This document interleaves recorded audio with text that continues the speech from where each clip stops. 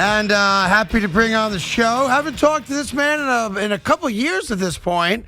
Former New York Jet running back, Le'Veon Bell. Lev, it's Craig and Evan in New York City. How you been, buddy? Man, I've been good. How are you? Doing great. And I want to congratulate you for doing something a lot of us wish we had the chance to do, and that's knock Adrian Peterson on his ass. So thank you for that. Hey, I appreciate that. Hey, before we get into the boxing match against Uriah Hall coming up on the Showtime event, I got to ask you a question. That is, when you played for the Jets, let's tell the story so that people can hear it once and for all. How bad was it playing for Adam Gase and the New York Jets? I like the Jets overall. I didn't like the coaching, though. I feel like that's what kind of... That's basically, that's all Jet fans. Yeah. That's all us. That's how we feel. Yeah, we agree. Love the team. We hated the coach. Right, yeah. At the time, yeah, Gase wasn't the guy. Yeah, I feel like we had a good team, too. I feel like at that time, I'm not going to lie, we only won 4 or 5 games, but I feel like the roster we had, we could have won a lot more games. The impression I think we got was that Adam Gase didn't want you on the team. I know we did as Jet fans. Are like, bring him in. We were pumped. Weapons for Sam. Let's go. Did you get that same feeling that Gase just never wanted you there? Yeah, it was like that was like a rumor before I even got there. And then once I actually got there, I got that same exact vibe because I would never have any plays in the game plan for me or anything. Like I would get there, they wouldn't have any plays for me or nothing to try to no pass routes, no routes or anything for me. So I'm just like, I don't know. Like, it's so weird, right? Because they gave you $27 million and then didn't play it. It was so stupid. Right. I mean, the money was good though, right? You got the cash. Right. You got the bag at least. Now, this is going to be a weird question. Have you always been good with the hands? Like, did you get in a lot of scraps as a kid or in college or even as an adult? Or was this something that you just loved the sport of boxing and wanted to see if I could be good at it? A little bit of both. You know what I'm saying? I wasn't really, I guess, a troubled kid. But, like, when we did have times where me and my friends put the gloves on, I was always the guy coming out on top.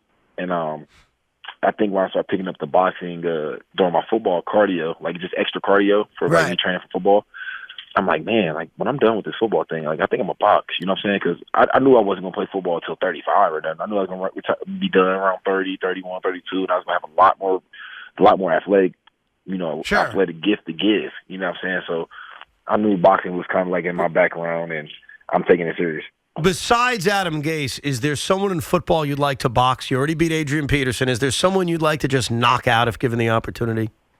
No, not in football. No, not really. Just because I just know nobody over there in that football field can even compete with me in that ring. What about sports talk show hosts in New York that have bad things to say about you? How about that? I'm taking on all comers. Now, when you knocked Adrian out, I wasn't sure, and this is on me that I didn't know this. Are you guys friendly? Did you have a good relationship prior to that? Yeah. And are you guys cool now or no? Yeah. Me and AP, like our relationship is not better or worse than it was when I fought him. You know what I'm saying? I knew Adrian Peterson before I fought him. Like we, connected a little bit. If we played, you know what I'm saying, we might talk a little bit on Instagram or something, but like it wasn't really no close connection. It's kind of the same thing now, after. It ain't really no close connection, but we still speak here and there. Got it. Because most people say once you put on the gloves or you get in the cage, for MMA, you might dislike somebody, but you respect another man for getting in there and be willing to fight you, right? Right. Like you get so much respect for that, just because of the fact that like it takes a lot of courage, a lot of grit to even step in that ring. Like no doubt. It takes a lot. So did you get more satisfaction knocking another man out or scoring a touchdown? Knocking somebody out, hands down, knocking somebody out. Because scoring a touchdown, it's like how you score a touchdown. Then it's like low key, you got to go back to the sideline. You game plan on how you get scored a touchdown, and then for next possession, you like, all right, I got to go do it again. Right. Score a touchdown.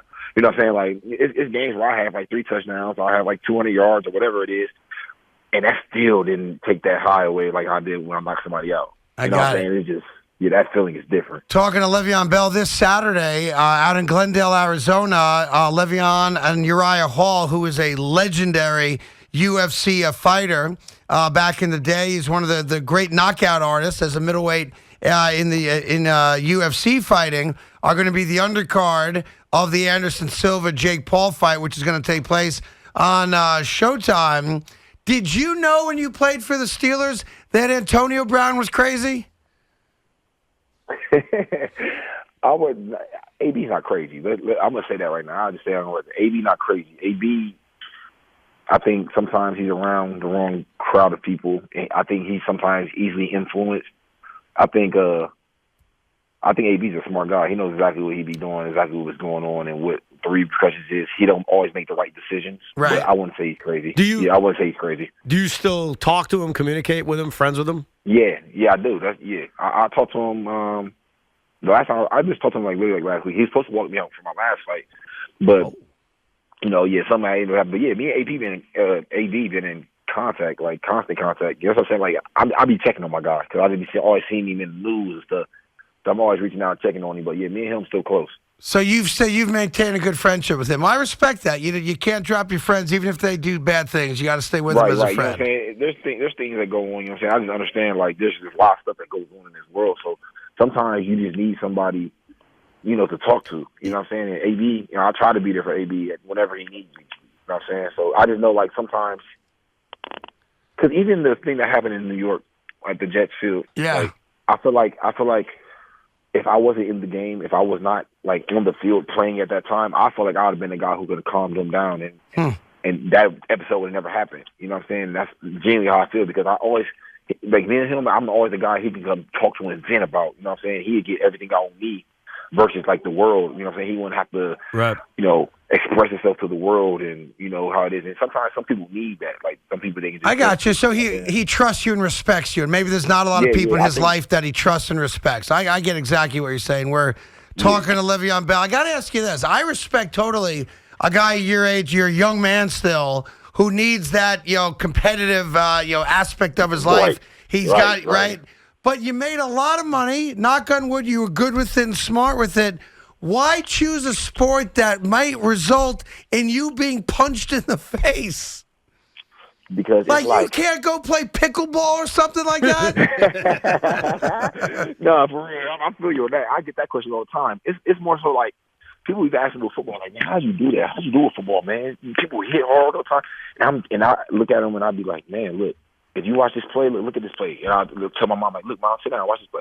I hit the hole right here, boom. And then when this guy try to tackle me, either I'm delivering the blow or he don't hit me. The way I'm going down the way I want to go down. It's not like they're delivering the blow on me and they're actually hitting me. You know what I'm saying? Because I feel like if I wasn't good at football, I wouldn't have played it. I think what made me so good at it is because people couldn't really tackle me or get a clean hit on me.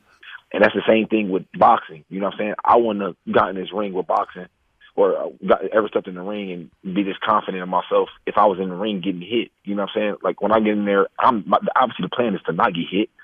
And that's what I do. I feel like I perfected it to the point where, all right, I'm not getting hit. I'm hitting people more than they're hitting me. Right. And I don't want to be getting hit. You know what I'm saying? So, it's more of a confidence thing. And I think, the same way I had it in football when I approached it, I approached the same way with boxing. In football, I wouldn't have been playing football if I was getting hit and I was sore all the time. I was always hurt. A lot of people would come to me in football and be like, man, I'm sore. Are you sore? And I'd be like, no, I'm not really sore. You know what I'm saying? That's crazy.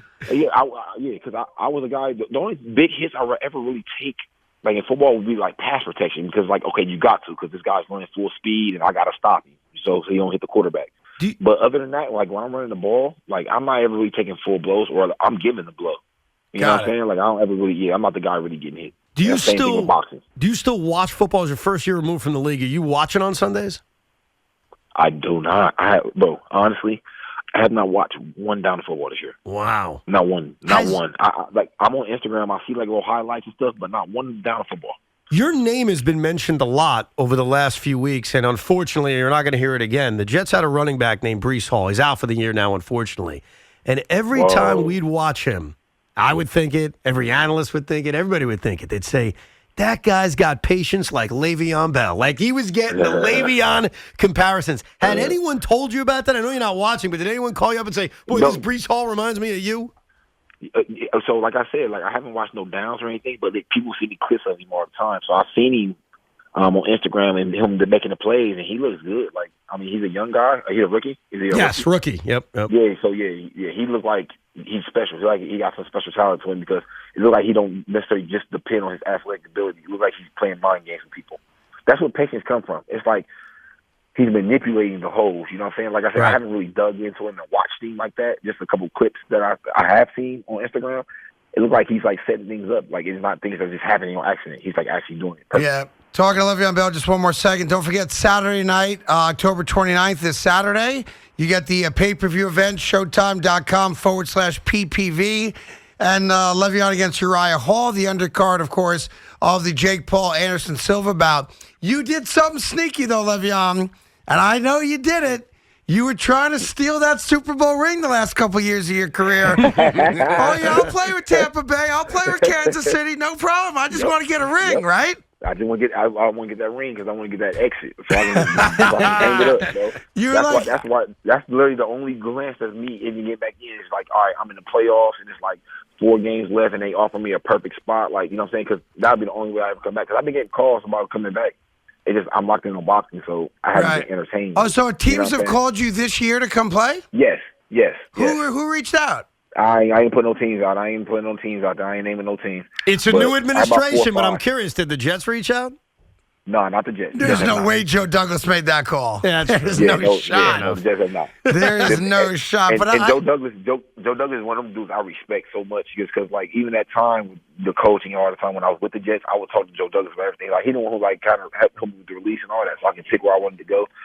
But Joe Douglas, he got all my respect. Yeah, everyone says that. There's not a single guy I've met in this league that currently plays or used to play that has a bad thing to say. Everybody respects him. He's a straight shooter, everyone right? says the opposite of Adam Gase.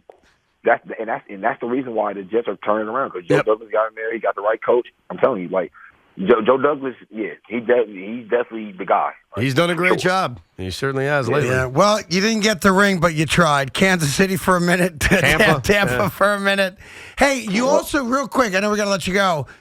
You played with Lamar Jackson for a little bit as well. And I know, forgetting about the fact that he hasn't gotten that big contract that I think he deserves, how would you stack Lamar Jackson up just as a pure quarterback to other guys in the league? To other guys in the league or the other guys I play with? Well, I mean, either way. I'd love to get your take on Lamar Jackson. Yeah, I think Lamar, obviously elite. I mean, if he has not got paid, I think I would have heard if he got paid. So yeah, he didn't get paid yet. I don't know. Yeah, I don't know yet what the holdup is because he's like really all the Ravens offense. So I don't understand. I think Kyler Murray, wherever Kyler Murray's number is, like I think Lamar's number should be slightly a little higher, around that number, a little slightly higher. Got it. I don't feel like, you know what I'm saying, like. He's all offense. And by the way, I was with Plaxico Burress the other day, and he told me that Michigan State still hasn't retired his number, and I'm trying to figure out why. Oh, they haven't? They have not. I'm trying to figure out why, too. You better. I'm about to say they ain't going to retire mine either. Really? Right? I don't know. I don't think so. I don't know. Your number's not retired at Michigan State? For real? Nope. Really, like literally, like the year I left, like 2 years after that, somebody else was wearing 24. I'm like, damn, for real? They moved on quick. Hey, and not only that, it was a running back. Wow. 2012, he ran for 1,800 yards, just under, and is one of the great running backs in Michigan State history. And his number is not retired. Well, look, good luck on Saturday night. We'll be watching. Uriah Hall is obviously an MMA fighter, but has a lot of knockouts under his belt. Is going to box you, and we wish you the best of luck. And if you ever wind up in New York, by all means, we'd love to see you. Come on by and say hi, okay? Hey, you already know. I got you. You already know. Tune in on Showtime, October 29th, man. I'm about to put on this show. We got you. Thanks, Le'Veon. Appreciate it, pal.